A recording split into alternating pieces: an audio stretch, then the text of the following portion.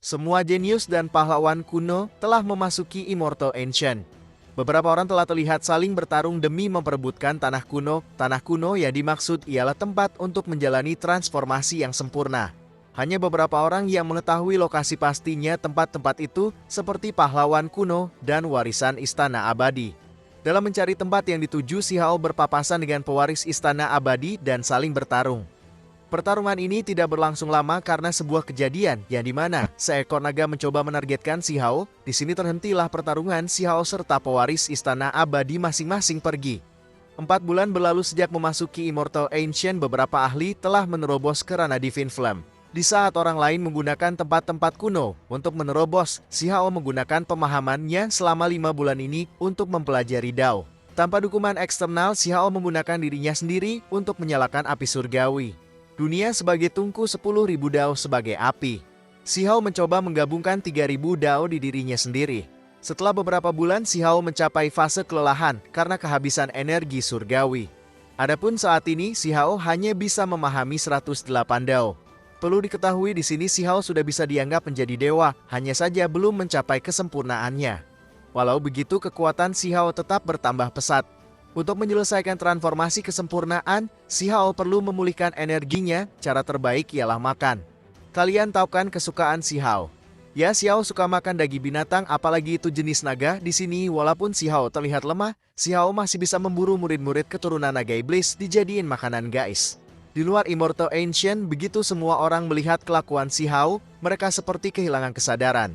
Tidak pernah ada orang yang lebih biadab dari si Hao, sudah membunuh, terus dimakan, sekte naga iblis sudah selesai. Selanjutnya giliran klan Nether yang menjadi incaran si Hao. Si Hao mencari keturunan klan Nether di tempat lain. Ini adalah tempat yang dipenuhi vitalitas. Cocok sebagai taman obat. Ketika pencarian, si Hao melihat seorang gadis yang sedang dikejar. Si Hao mengenali gadis berpakaian merah tersebut. Itu adalah Hong Huang, orang dari alam atas yang pernah si Hao temui. Si Hao pertama-tama menghampiri Hong Huang lebih dulu. Awalnya Hong Huang terkejut, ia menganggap si Hao hantu. Tapi setelah dicermati, Hong Huang sadar bahwa ini memang si Hao yang masih hidup. Hong Huang merasa lega setelah mengkonfirmasi si Hao. Ia pun menceritakan kenapa ia dikejar oleh klan Nether. Ada banyak anggota klan Nether di tempat ini, mulai dari humanoid hingga berbagai macam binatang. Mereka telah tiba dan menginginkan kematian si Hao. Sayangnya, kekuatan si Hao adalah counter alami klan Nether. Mereka yang menggunakan energi yin tidak dapat berbuat banyak di hadapan petir yang ganas. Alhasil, banyak anggota klan Nether yang terbunuh, hanya menyisakan para elitnya saja. Dari klan Nether ini yang dikatakan paling kuat adalah orang yang disebut anak kegelapan surgawi. Anak kegelapan surgawi itu belum muncul, si Hao mengambil kesempatan untuk menjelajahi reruntuhan bersama Hong Huang. Di kedalaman reruntuhan, si Hao melihat ada kura-kura besar bersama seorang wanita berpakaian putih. Di sana, si Hao juga dapat mencium bau obat suci. Si Hao menebak kemungkinan itu adalah obat suci yang diberi nama Void Sky Divine Vein. Obat suci yang bisa menyembuhkan cedera separah apapun.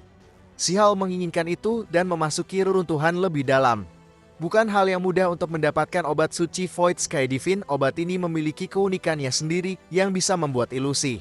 Jika salah langkah, seseorang bisa saja mati karena formasi yang ditinggalkan pendahulu. Untungnya, si Hao mempunyai pupil ganda, jadi si Hao bisa berhati-hati.